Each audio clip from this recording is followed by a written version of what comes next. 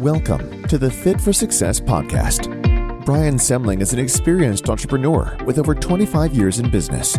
He is the founder and CEO of Blitz Innovation. He has built several brands such as Brian's Toys, a collectible toy business, to several Amazon FBA brands like Strictly Bricks and Clever Creations. His latest adventure is Rovux, a modern athleisure footwear brand which can be found at rovuxfootwear.com. On the podcast, Brian will talk with other entrepreneurs and social media influencers about their entrepreneurial journey, from what it takes to start and run a business to how they may continue to grow their brands and where they see themselves in their businesses in the future. And now, here's your host, Brian Semling. Welcome to the Fit for Success podcast. I'm Brian Semling. Today, our guest is Sydney Swift, the co-founder of Defiant. Welcome, Sydney. Hey, what's up? Good to meet you today and have you on the show. Go ahead and take a few minutes to tell our audience about who you are and your background, kind of what your journey has been to where you're at in your business today. All right. I just ran through the whole background with you pre-recording, but I'll kind of try to shorten it and sweeten it for everybody. Basically, I started my career as an intern, worked my way up to producing songs with Beyonce, Major Lazer, Lil Wayne, etc., and pivoted to technology-focused entertainment around 2016. Kind of started Defiant with the idea that from my last 7 years of experiencing the music industry and what was going right, what was going wrong, I started Defiant with this idea that like leveraging technology and entertainment was going to be the future of the music world. And then that's kind of where we got started. We ended up partnering with Atlantic Records for doing a virtual artist. We ended up doing a lot of blockchain and crypto stuff. And yeah, it's just been like a really fun ride, just, doing the music technology, culture, business models. It's been fun. It sounds like, and we talked about this a little bit as we were getting started here today, but that really where you came into this with roughly 7 years, kind of more of a traditional music producer, engineer background. And because of your personal interests as kind of a futurist, that it kind of led you down this tech entertainment path. And you were ahead of your time basically just 5 years ago, right? So do you want to tell us a little bit about that and kind of the reaction that people have had, especially initially where you kind of found yourself, the market wasn't quite ready for you basically. Yeah, it was not. I mean, in 2016, I don't even think the word Web3 was a thing yet. I mean, maybe it was like just getting started. I mean, even Ethereum had the white paper it was like 2014. So yeah, it's just like everything was just bubbling brand new, like Bitcoin, Web3, metaverse, like all of those terms were just kind of still underground. And it's funny, it very much parallels my same kind of dynamic in the music industry, which is you don't realize when you hear a song, most of those songs are probably 2 to 3 years old. Because when you make them, you start this idea and then it's just this skeleton of an idea and it goes into one artist and then another artist and then somebody else cuts it and then added layers and by the time a song hits market, it's 2 or 3 years old most of the time. And it's similar to what I guess moving into, as an entrepreneur starting, a tech business, I kind of brought those same formulas with me, which is think ahead, because by the time this hits market, it's either going to be right on time or too late, So we were building these virtual artists and metaverses in 2016. And I would like I was saying before, I would walk into record labels and be like, I have this technology where you can perform, but you don't have to be there. And you can do a world tour all in one night in 200 different countries. Doesn't that intrigue? And everybody's like, I don't understand any of this. Why would I ever want to go to a digital show? It makes no sense. And then fast forward to when the pandemic hit And that's, I want to think everybody started to really realize the true value and power and scalability of digital entertainment, and how much time was about to be spent in the digital, or in the metaverse, quote unquote. Where were things at just before the pandemic, right? Because I can get, like, people kind of got forced into the future at that point. But where was the reception at, like, in whatever, first quarter, 2020, fourth quarter, 2019, just before it all hit? Like, were things picking up for you? Was there reception, or was it still kind of tough? It's funny because, like, I like to think about, like, the business was pitching a couple different products, right? We were pitching songs, and songs are very run of the mill. Like, you get what you get. It is a song, like, it hasn't changed since the 1900s to now what a song is on the radio or whatever. But the way the other product was the artist, and that was the virtual artist that we were pitching, and the delivery system of the song, and what people were going to be, fans of, the brand, the voice. And I think that's what people didn't understand.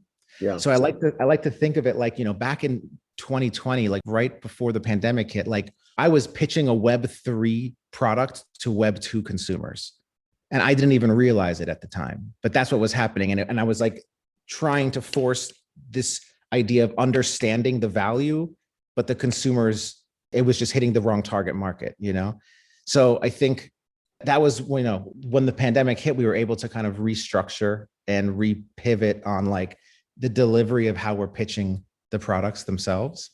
And they've been much more receptive since then. Obviously, that coupled with everybody's intrigue in the metaverse, and, and then, I mean, Mark Zuckerberg announcing the metaverse, like that was the busiest week of texts of my life. Like, everybody who I've been talking about the metaverse with, like, over the past 2 years, texted me on that day. Right. Oh, so, my God, that thing. These trends were moving in the, this direction, but the pandemic accelerated it, probably kind of brought things faster than they would have come along otherwise, and made people more receptive. So, one of the things I like to ask about is, some of the challenges you faced. I think we've just kind of talked through some of those. And then obviously also the opportunity that was, out of your control, but you were prepared for it, obviously, to kind of capitalize on. So what does the future look like? So you've kind of started about 6 years ago or so. What does the next several to 5 years? You're always, looking ahead, as good business people do. And then you're kind of, I think, maybe even more so than most, right? So where do you see things going over the next, for you and your business over the next 5 years? It's a great question. I'm a big believer in Web3 technology and smart contracts and tokenomics and that whole movement. And I think it's, revolutionary, game-changing technology. And I feel that, like, if you look at history repeating itself, I personally feel like we are in 1996 of Web 1. Yeah. When everybody Web 3. But for Web 3 nowadays, right? Like, it was like back then, it was like everybody heard of the internet, but they didn't really understand it, but they knew it existed, and they knew some people were getting rich off of it, but they didn't really know how. But then what happened is, like, the media started talking about it, and then businesses started to, get involved in it. And between 1990, I think it's something like statistically, I think it was like something like between 1991 and 1996, 100,000 websites were made. And from 1996 to the bubble bursting in 2000, we hit like 1.7 million. Yeah. Like, so it was like this huge increase in, like, output of products and services being offered on the internet. And I feel like we're right there right now, where, like, 1996, 1996, like 1997, maybe, where, like, people are now starting to realize the power of Web3. I mean, like, OpenSea is doing, I mean, if you think about, like, the Bored Ape Yacht Club is a great example of, like, one of the main NFT brands that has just proved scalability it's as a contender in the market, like, with the big boys, so to speak, right? Like, they're doing 500 million and they haven't even been in market a year, right? So, right. what I think is about to happen is we're going to see a lot more situations like that where Web3 technology companies and products like scale to that level where people take them more seriously. But on the flip side, I think that the idea of distribution is about to change dramatically, because in Web 2 and Web 1, the idea is, let me get my product in front of as many eyeballs as humanly possible so that my conversion rate of 0.001% allows me to make more money than I invested in marketing, right? And it's that flywheel of like, you have to distribute to as many people as possible to make the sales. In Web3, it's the opposite. It is building from the ground up instead of from the top down. So like, if you think about Bored Ape, for example, again, going back to them, like they're a $500 million company. They only have 6,000 people that actually own Bored Apes. So that's like a really interesting dynamic change of how are you distributing your product in order to reach that 500 million mark or that unicorn mark.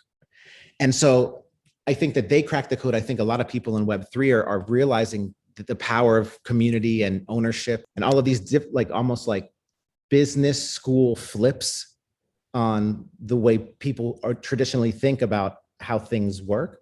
It's about to get really, really interesting over the next 3 to 5 years. I mean, really, like just the next decade is going to be so much fun at this huge shift in like the way consumers get paid for their attention, the way that community and products are being distributed and built. It's going to be really crazy. Do you have any advice to current entrepreneurs, business owners, or maybe someone who's thinking of starting soon, how they might think about things differently with that Web 3.0 mentality in mind? Yes.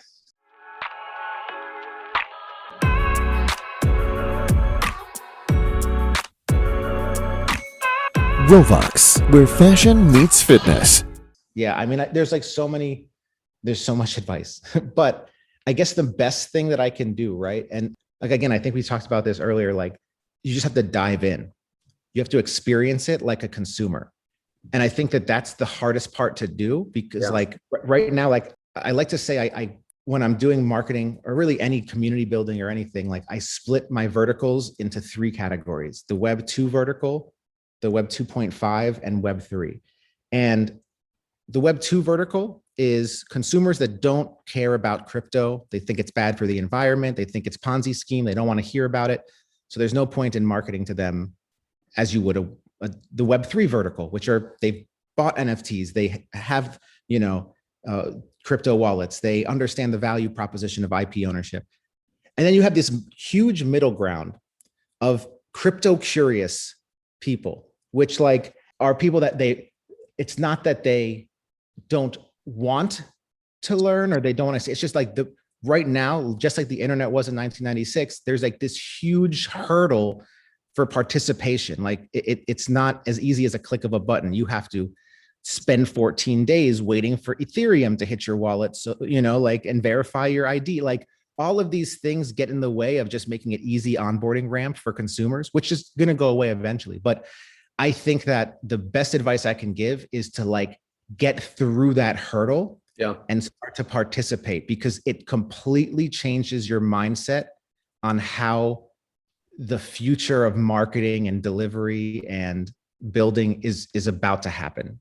It's like the writing is basically, if you're curious, if you're in that 2.5 range, like go get some Ethereum, go buy an NFT, go jump in Discord, just go make mistakes. I like to usually tell people set aside a certain amount of money and call that my education fund. Yeah. And that is basically your college fund for Web3. And you just dive in and if you get rug pulled by, a scam NFT thing, now you know what to not look for. You have to go through the ropes in order to experience. Not your retirement fund, it's your education fund, like you said. Your education fund, exactly. And your losses. It's fun listening to you speak about the Web 1.0. I imagine that you're too young to remember it yourself, or were you around? Were you old enough to remember some of this yourself? I was right on the precipice. I remember the boom and bust, but I was in middle school like back then. So like, it wasn't like me thinking from like an entrepreneurial, like, Right. I can remember some of this. Like I was a teenager to, 20-year-old during this time period, basically. So I can remember it. I mean, it's been a few years, right? But I can remember it. Like I remember people talking about in the media, talking about the information superhighway. It was always like what the media would use in like the early 90s. It was like, what's that? And so it's interesting to hear you talk about the internet and the transformation that took place in the 90s that you lived through it, but you were very young, right? So that basically just that generation or that half generation older than you fully lived through and remembers, kind of as slightly older, basically. So all the things you're talking about, like I remember them fairly clearly, and you're remembering them mostly from history, proverbial books, basically, although you were there. So it's not quite like, but it's still like, no, exactly. It's like, it's studying versus living in it. Right. 1000%. And like I said, like if you've lived in it, it's a completely, like I lived in it through the mobile renaissance, right? Like I was there when like Spotify became a mobile app. I was there when like, streaming started to pick up. And like, I just remember those key moments. I mean, when you talk about like being early and like futurism and stuff, like I guess I've trained myself to identify as like when there are these moments in cultural shifts and people don't take certain things too seriously, that like instead of shrugging it off, like those are the things that I dive into. Yeah. And you have to be, I majored in history, and you kind of have to be, if you're going to be a futurist, you kind of have to be a historian at the same time, right? Like you have to understand history. I remember an example that, to your point, is I remember going to a wedding around the year 2000 and just being at a dinner table, at the reception, talking with people who were afraid to use their credit card online because it could be stolen, basically. And it feels very much like what you're talking about, like just signing up for that, buying some Ethereum and buying an NFT, basically, where, although for me at that time, like I was, more in your seat, where it's like, all right, I was selling online we were selling remotely since 94, but online since 97, 98. So for me, I was like, why are you afraid to put your credit card into Amazon? And, it's like, that's not really a thing. Like, you don't need to be worried. But obviously some people got scammed, right? I mean, some credit card transactions didn't go right when you ordered something online. And just like something can go wrong with buying an NFT today, like you're pointing out, basically, right? So, and now I'm sure all of those people are, it's 20 years later, are, buying half of their consumer products on Amazon and online. Exactly. So, I mean, it's like the waves, like you could look at the charts and watch it happen, like, bubble and then burst, and then the market resets. And then, if the technology and the companies that had great foundations end up rising up again and becoming the standard.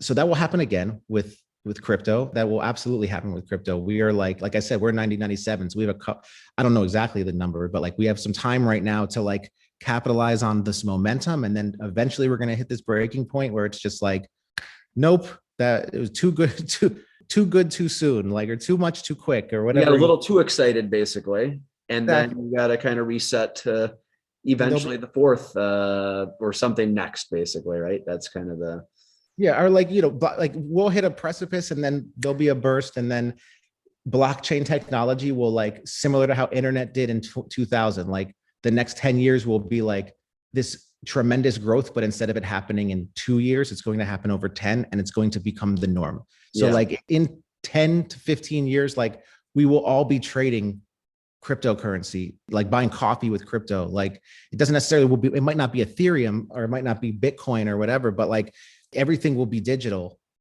just like it is. Like I mean, to go real meta on you, like I have a feeling that in the future, everybody's going to have their own token, and every company is going to be paying people for their attention. Like we're using Zoom right now, who's getting rich? Zoom, right?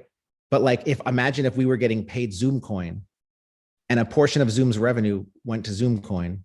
So like, as we're using Zoom, we're getting paid, and we can go buy Starbucks with it. Like that is, I think, the next 20 years, like once the regulation kicks in, once, we get all the scamming and regulation, like, on track, I think it's going to get to its core. It's just going to become like the standardized technology that drives e-commerce, entertainment, at kind of at literally everything until quantum computing, but that's even way further down the line. Well, this has been very interesting and fun, and I had a good time learning about your business and just kind of the whole kind of having a futurist type of discussion here.